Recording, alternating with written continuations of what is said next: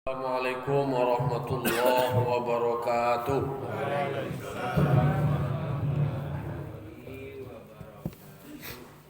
Alhamdulillah. Alhamdulillahi rabbil alamin wa bihi nasta'inu ala umuri dunya waddin. Wassalatu wassalamu ala asyrafil anbiya'i wal mursalin wa ala alihi wa sahbihi ajma'in. Ashhadu an la ilaha illallah wahdahu la syarikalah wa ashhadu anna Muhammadan abduhu wa rasuluh sallallahu alaihi wasallam la nabiyya ba'da amma ba'du. Qala rabbi shrah li sadri wa yassir li amri wahlul 'uqdatam min lisani yafqahu qawli. Bapak-bapak, ibu-ibu, kaum muslimin dan kaum muslimat jamaah yang dimuliakan Allah Subhanahu wa taala. Puji syukur kita ucapkan kehadirat Allah Subhanahu wa taala. Alhamdulillah, pada pagi kini Allah masih memberikan banyak nikmat kepada kita. Sehingga dengan nikmat itu kita pergunakan untuk berubudiyah kepada Allah Subhanahu wa taala. Salawat dan salam kita mohonkan kepada arwah junjungan kita, yakni Nabi besar Muhammad sallallahu alaihi wasallam yang telah membawa umat manusia dari zaman jahiliyah kepada zaman Islamiyah seperti yang kita rasakan sampai saat kini. Baiklah bapak-bapak, ibu-ibu, jamaah yang dimuliakan Allah Subhanahu wa taala, pagi kini kita lanjutkan kajian fikih petang tafsir.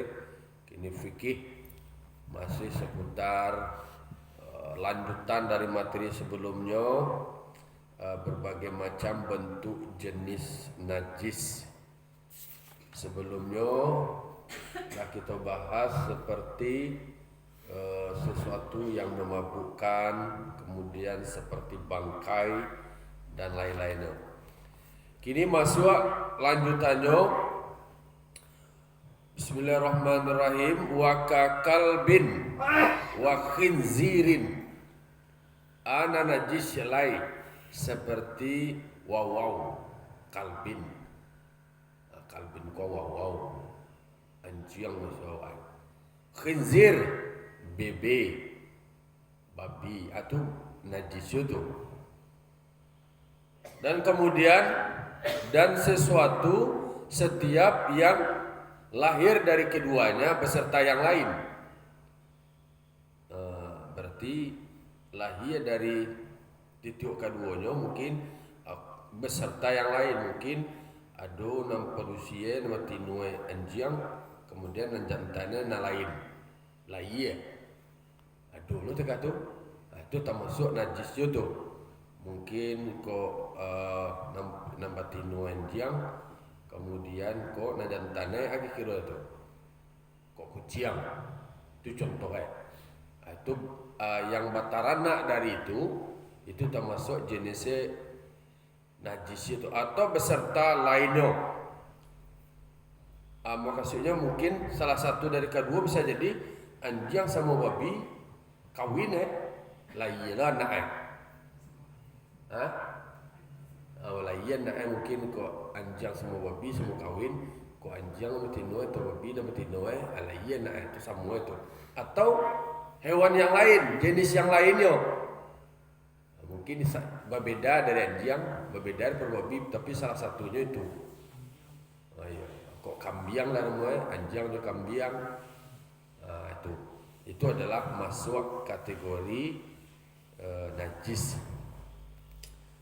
Kita calik ke dalam syarahannya di dalam, walau mu'alliman, walaupun anjing yang kota tadi adalah anjing yang mu'allim.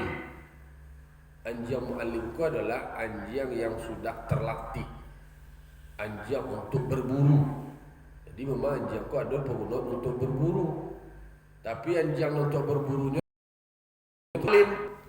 yang sudah mu'allimkan, yang sudah terlatih, lah sekian kalinya diutus untuk berburu. Buruan itu tadi tidak dibunuh tidak dimakan untuk inyo, tapi adalah untuk kepentingan dari induk sambang apa nama tu yang nama meliar yang melatih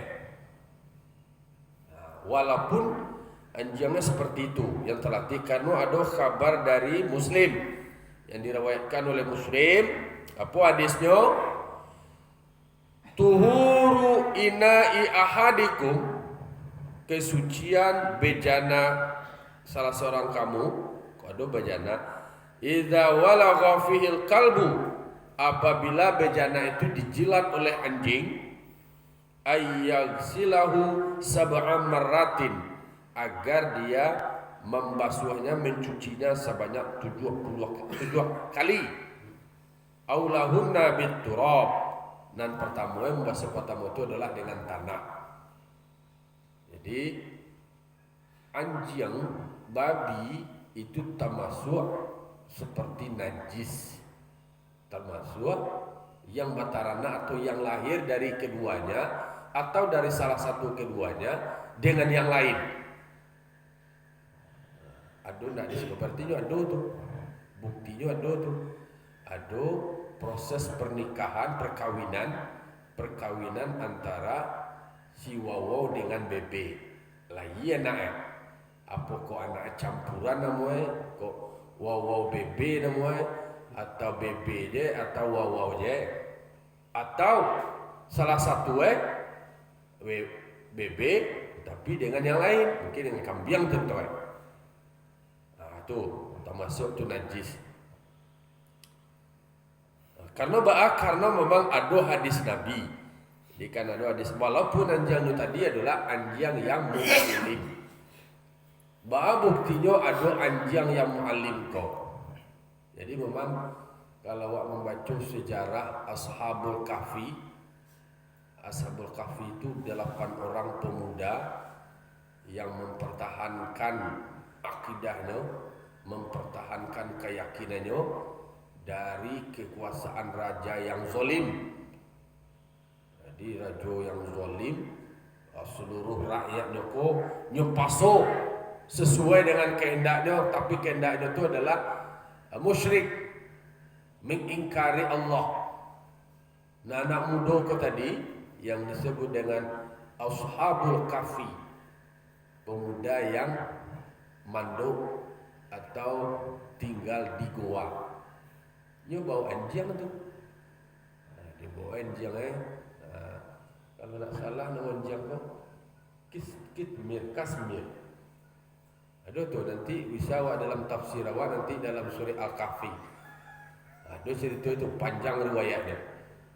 Dan beliau pun lalu sekian lama. Lah tersentak sudah tu lama tersentak sudah tu. Jadi anjing mati. Kemudian dia pergi ke pasar, pergi litak. Nak hilang, nak daging itu lah sekian lama lalu nak rusak daging itu. Karena dia bolak-balik, dapat dia cahaya matahari. Kemudian dia tersentak, dia jago. Tu pergi litak lah. Pergi ke balai. Belanja. Kira piti nak laku lah. Tukar piti. Lama mana. Itu jadi ada namanya anjing itu anjing mu'allim nama, yang anjing yang terlatih. Seperti tadi disebutkan oleh hadis Muslim, kesucian bejana di antara kamu, kau ada awak punya tenong atau kopiriang atau bendal alat lah namanya, kemudian dijilek ada sidok kau wewe tadi anjing. Dijilek orang mana do punya lah dari rumah tu dijilek, maka awak harus membasuh 7 kali kalau dijilek dek wewe itu tadi. Nam pertama dibasuh dulu pakai dia lagi pakai tanah, dosohnya tanah. Takah dulu ini untuk mensucikan bejana yang kena jilatan anjing. Wa daudu maitatihima tohirun. Ule bangkai keduanya adalah suci. Aku batian yang kau juga babi lah menjadi bangkai tu ada ule. Ule itu awal ule itu tadi adalah suci. Tidak najis ule ada. ule yang lahir atau yang berada di bangkainya anjing dan babi itu tahirun, disebutkan itu adalah suci. Wa kadzan nasju ankabut, begitu pula benang ankabut. Ankabut ku kelelawar atau apa tu? Kalau nak pakai benang-benang nalaya dari paru itu apa namanya? Laba-laba. Laba-laba. Benang-benang atau benang-benang hasil benang-benang dari laba-laba sama lo seperti ule yang ada dari bangkai anjing itu tadi, menurut masyhur. Itu menurut masyhurnya, sebagaimana yang dikatakan oleh ulama yang bernama Subuki dan Azra'i. Jadi ikut terkait dengan ule bangkai dari anjing dan babi, takatupulo banang-banang dari laba-laba. Kemudian sahibul adah dan hawi meyakinkan dengan najisnya banang lawa-lawa, laba-laba, lawa-lawa bersama anak. Kalau menurut sahibul adah dan hawi, ini menyebutkan bahwa banang lawa-lawa itu tadi itu adalah najis gitu. Takah malah calai wa ma yakhruju min jaladi nahwi hayatin fi hayatiha, dan barang yang keluar dari kulit. Kalau nambanang dari laba-laba itu tadi, dari mana keluar itu? Dari munculnya dari kulit itu. Ludah. Berarti yang keluar dari ludah do lawa-lawa. Kalau barang yang keluar dan seperti pulau kecil dari sahibul adah dan hawi, dia sebutkan pulau najis barang yang keluar dari kulit sebagai ular pada hidupnya ular, sama seperti paluh. Berarti kalau ular yang keluar dari barang yang keluar dari kulit, kan ada ular keluar tu 3 sarangan. Kulit ular, tukar kulit. Ular dan tukar kulit. Berarti kulit ular dan tinggal itu tadi, dan dari tinggal ada ular barang yang keluar dari kulit seperti ular semasa hidupnya ular. Takah malo tu samolo seperti paluh itu. Seperti paluh. Atas apa tu ada dasarnya? Atas apa yang telah difatwakan oleh sebahagian mereka. Ada fatwa dan sebagian ulama. Tetapi Syekh itu menurut ulama Imam Mazhab Syafi'i, soal yang kasusnya itu tadi, soal kasus kuli ular nalah lapih dari kuli ular nalah tangga, nalah lapih dari badannya, itu menurut Syekh itu, Assalamualaikum warahmatullahi wabarakatuh. Alhamdulillah. Nanti buat celah ya. Semoga berkah. Nah, soal kasus itu disebutkan ada satu pandangan kecek guru kita, tetapi pandangan yang lebih dekat bal aqrabu annahu najasun, pandangan yang lebih dekat bahwasanya kuli ular itu tadi adalah najis. Kalau nak patang, kalau ada kuli dia bisa suci kalau seandainya kalau sudah disambak. Kalau kuli ular kan dia boleh buat ke pinggang tak? Dah.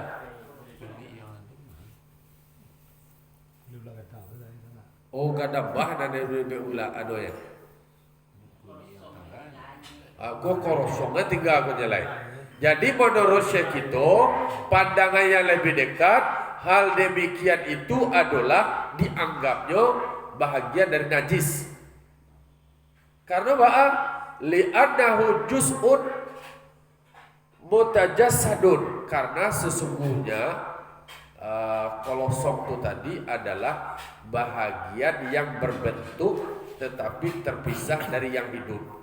Jadi dalam kolosok itu tadi bahagian yang berbentuk, kalau masih berbentuk ada itu, tapi nyolah terpisah dari yang hidup. Dan hidupnya keluar tiga dan dua lain. Menurut Syekh itu lebih dekat masuk kategori najis. Yo banyaknya pengetahuan awak itu. Saya punya pengalaman mencari kulit ular dalam tinggal. Itu tipis. Tipis. Tipis. Dia wah lapeh. Badaru ya. Tapi di sini disebutkan menurut Syekh soal itu ada satu pandangan. Tetapi yang lebih dekat pandangannya terkait dengan status barang yang keluar dari kulit yang hidup seperti kulit ular itu tadi, itu dimasukkan kategori najis. Walaupun sebenarnya nak keluar itu tak ada dewak sama seperti paluah dewaknya, seperti paluah itu. Tetapi kalau nak kulit ular itu tadi, itu dianggap bahwa makanya disebut najis, itu adalah sebahagian bentuk yang terpisah dari yang hidup. Bahwa kamaitatihi, sama seperti bangkainya. Oh, itu bukan sebenarnya. Bahwa kamaitatihi, hal demikian itu sama seperti bangkainya. Samojo kulit dan tiga itu tadi lah dianggap samojo bangkai itu. Nah, tapi kalau kulit dari bangkainya anjing dan babi tadi disebutkan adalah suci. Lain halnya dengan kulit kerongsong, apa tadi? Kulit ke ular yang lah berpisah dari dan hidup. Karena dia dianggap sesuatu lah berbentuk yang terpisah dari hidup. Hal demikian sama seperti bangkainya. Kalau apa yang mau ini betul, bangkainya mau jadi lah. Itu menurut Syekh kita. Wa qala aidan, dan berkata pula Syekh kita ya pula, walaupun anjing dan babi ko inyo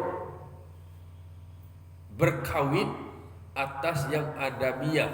Oh, dulu manusia juga anjing nak kawin.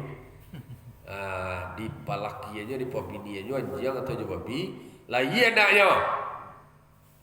anaknya tu manusia tu. Karena waladu najisan, ada anak tu adalah anak najis. Jadi ko indu lah, ko nan jantannya laki-laki manusia dan betino anjing atau babi. Anjing je babi dan dipanwe.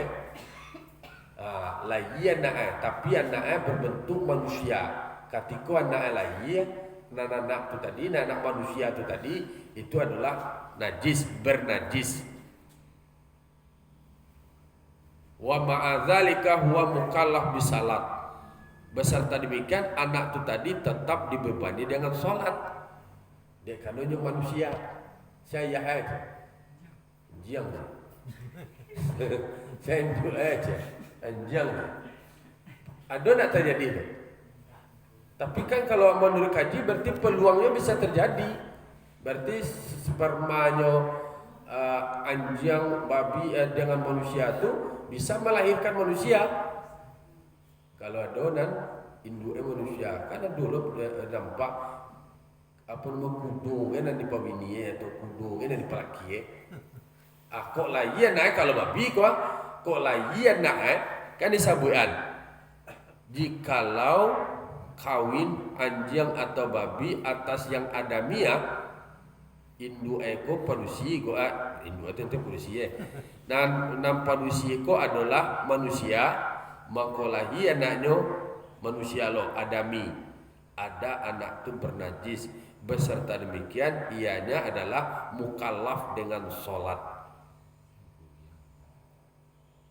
Wa zahirun annahu yu'fa amma yattaru ila malamasatihi. Menurut pemahaman yang zahir, Sesungguhnya hal demikian dimaafkan dari apa yang susah kepada menyentuhnya. Kalau seandainya susah bana caranya masih dimaafkan namanya. Kan baca wak memandinya manusia aja nah lagi ya mah tentunya kadi mandiannya. Kadi mandian lah namanya kadi basuh namanya tentunya pertama. Dan anak nalai itu bernajis. Lah anaknya itu adalah bernajis tuh. Nah, tentu para lulu baat tata cara awak membersihkan diri awak dari najis. Nah anak nalai itu tadi tetap anak itu tadi wajib sholat itu. Karena manusia. Kok ada nan proses perkawinan dari anjing itu ada pakai terdaftarkan di KUA gitu. Pakai keluarga nak bahas status nikah gitu dan nak nikah tapi kok iyo terjadi takatulah iya manusia kok iyo tunggu takatua dan iyo anak nalai itu tadi masuk kategori najis. Tetapi kalau seandainya ada kesulitan dalam dalam hal penyentuhnya maka hal demikian itu dimaafkan. Wa innahu tajuzu imamatuhu. Sesungguhnya boleh untuk menjadikannya imam.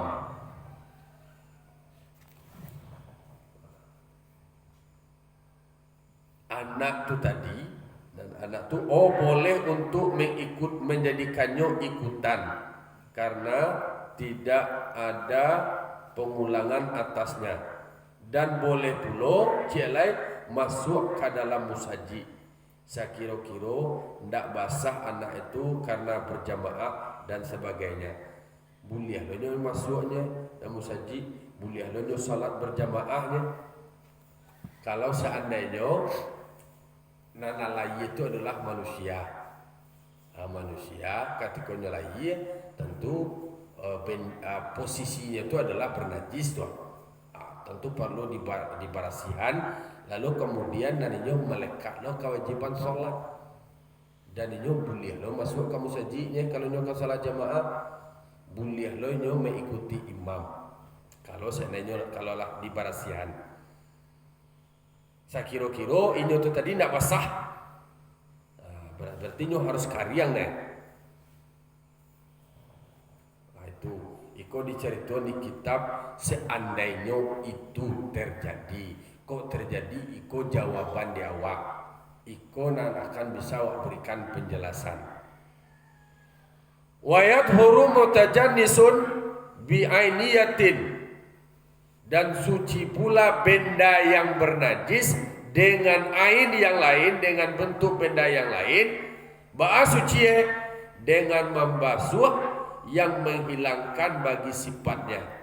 Sifat benda yang bernajis itu tadi dari ya bersih mulai dari bau, warna dan rasanya. Jadi ukuran benda yang bernajis itu bisa suci dengan adanya benda yang lain itu caranya adalah dengan membasuh. Basuhannya itu tadi bisa menghilangkan sifat benda yang bernajis itu dari itu hilang baunya, lah hilang warnanya, lah hilang rasanya dari yang benda bernajis itu tadi. Jadi diceliak kalau hilang nak baunya, hilang nak warnanya, warna bernajis kok hilang nak baunya. Itu kalau seandainya lah dibasuh, basuh itu tadi harus menghilangkan sifat dari benda itu tadi. Jadi kalau kamu masih mau basuh benda yang bernajis, awak tandu-tandu mengkonyolah suci lah berasia lah hilang sifat atau sifat dicaliak dari warna aku warna berani tak do warna dulu kok jelas baunya tak do bau dulu kok rasanya tak do dulu lah kembali berasia mengkonyo menjadi suci. Kemudian dan tidak ada masalah sebenarnya sisa warna atau bau ketika sulit untuk menghilangkannya. Kalau warna itu memang tidak bisa dihilangkan dong, lah susah dari barasian tarui limpas buah tarui susah untuk hilangnya, sulit untuk menghilangkannya, itu tidak masalah tuh le. Dan jalan di barasian itu indah juga warna ada baca roele. Mangko hal demikian dek karena lah sulit untuk membarasiannya menghilangkan warnanya itu tadi, tetapi awalnya membarasian mangko itu tidak ada masalah, tidak mudarat, wala yadurru baqa'u launin, tidak mudarat oleh kekal warna atau rasa yang sulit untuk menghilangkannya, walaupun najis itu adalah walau bin mughallazin, walaupun najis itu najis berat, najis mughallazah. Apakah itu benar tuh kalau seandainya susah menghilangkannya? Fa'in baqiya, dan jikalau kekal keduanya hal kadang beserta, dan di atas tadi maksudnya tidak mudarat bersisa warna, warnanya nak hilang, aurihin atau baun, salah satu maksudnya kok yang sulit untuk menghilangkannya. Kok salah satu ternyata susah menghilangkan warna atau susah menghilangkan bau. Itu tidak ada masalah tuh. Walaupun dari najis mughallazah. Tetapi kalau yang bersisa itu, yang kekal itu adalah besertaan warna dengan bau, masih bau warna kekal kedua hal keadaan beserta lam yathur, indak suci itu doh. Jadi kalau seandainya susah awak menghilangkan bau atau menghilangkan warna, itu tidak ada masalah tuh dong. Kan pakai atau tak salah satu kan ada 3 sifatnya tadi. Sifatnya warna, bau, rasa. Kalau seandainya salah satu susah menghilangnya, payah menghilang warna, kemudian payah menghilangkan baunya, itu tidak ada masalah. Tapi kok masih kekal bau dan rasa, kekal kedua hal keadaan beserta, hal keadaan bersamaan, lam yathur, indak suci nama itu doh. Takah dulu cara adab-adab dalam hal awak untuk membarasihan najis. Tu cik longgo itu. Ajalah berikutnya kajiannya adalah mutanajis, benda yang bernajis dengan hukmiyah. Hukmiyah kok kan hukumnya kan seperti itu. Benda yang secara hukum dianggap benda bernajis seperti kencing, kabaulin seperti kajamban, jaffa yang karyang nak kajamban ko, lam yudrak lahu sifatun, tidak diperoleh orang baginya sifat. Aduh sifat dari lain dengan acara yang mengalir sifat ko oleh air atasnya satu kali. Benda yang bernajis dengan hukum itu dicontohkan seperti baul, yaitu kajamban yang karyang. Dan tidak diperoleh orang sifatnya lain dengan mengalirkan air atasnya sekali, itu tidak ada masalah terlalu suci itu. Kalau seandainya lah dialirkan air lah hilang baunya dan karyang itu tadi. Wa in kana habban, dan jika ada benda itu adalah berbentuk biji-bijian, au lahman atau daging, dan daging ko tadi dimasak dengan benda bernajis.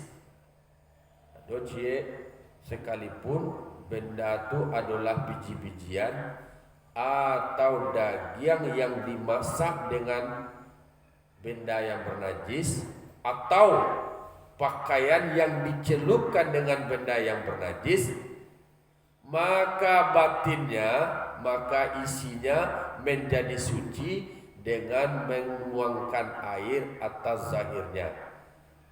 Jadi dituangkan air seperti itu, seperti pedang yang seperti pisau yang dibuat pisau ko tadi, kan pisau ko dari basi ko yang diolah dengan dipanasi dengan benda yang bernajis.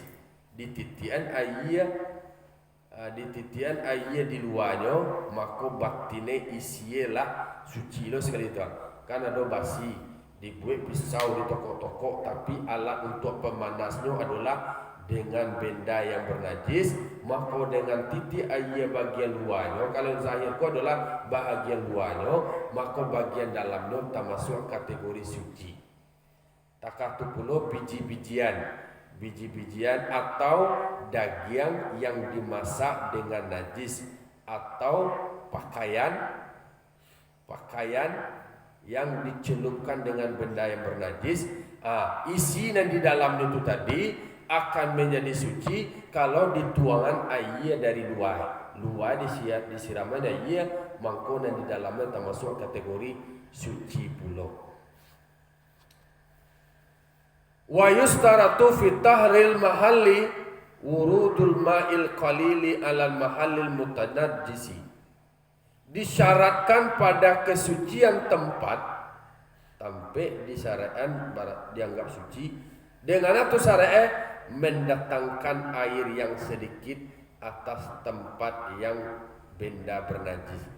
Jadi harus ada lo diagi air walaupun airnya sedikit. Itu syarat itu untuk mensucian tampe. Kalau mensucian tampe, syariat yo diagi jo air. Yo pakai air ni walaupun air tu airnya sedikit. Kalau fa'in warada mutanajjisu ala ma'in qalilin, jika datang benda yang bernajis atas air yang sedikit, tidak banyak, maka bernajis air itu. Air seketiknya datang benda yang bernajis, maka airnya seketik itu tadi dianggap adalah bernajis. Ini kalau tidak banyak. Tapi kalau dia benda bernajis, airnya banyak, tidak ada masalah. Semua seperti benda kau. Benda kau iya banyak ada? Banyak iya. Ada masuk di situ tu. Macam-macam bangkai, ciri kau semacam kai. Tapi airnya suci dah tu. Bau dah, tidak ada masalah.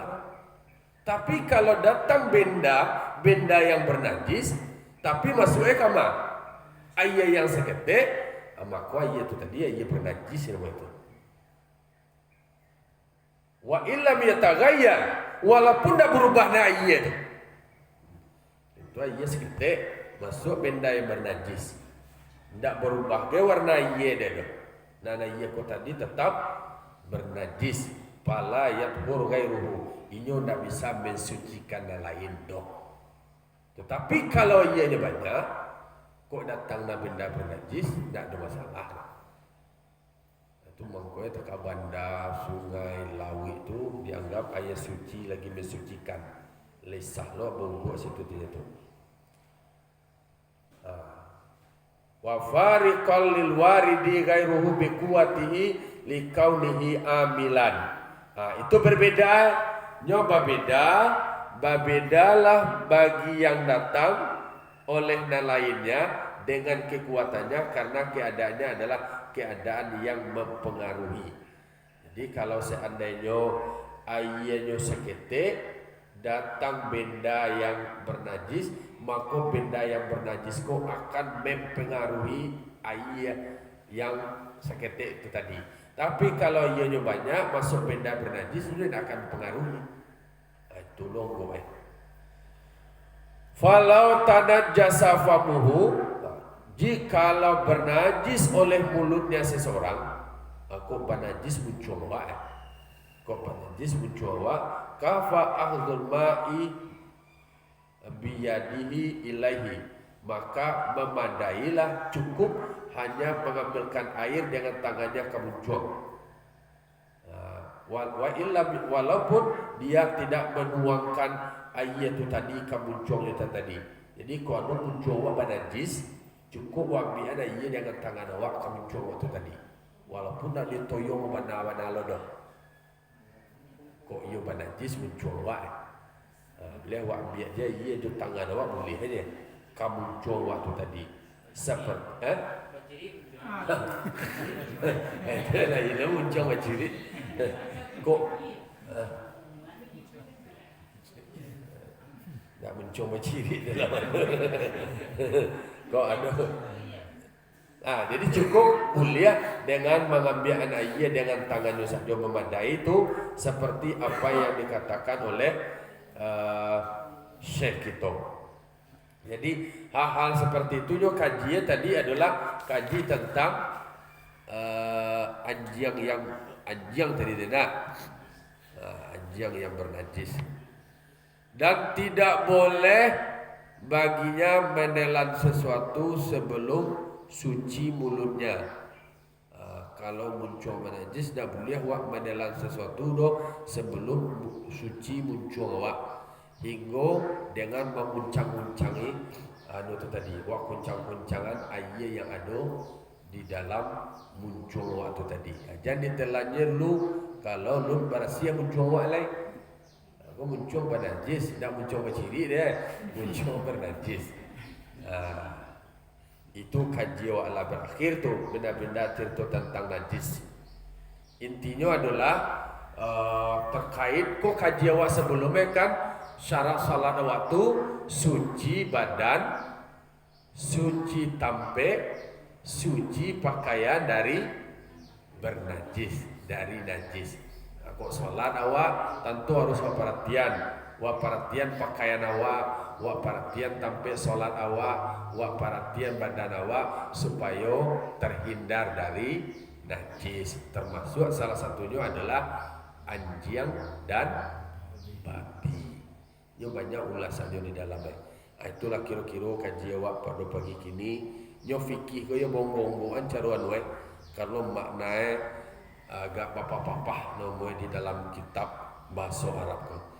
Demikian kajian awak pada sebuah kini. Kita lanjutkan besok pagi lai.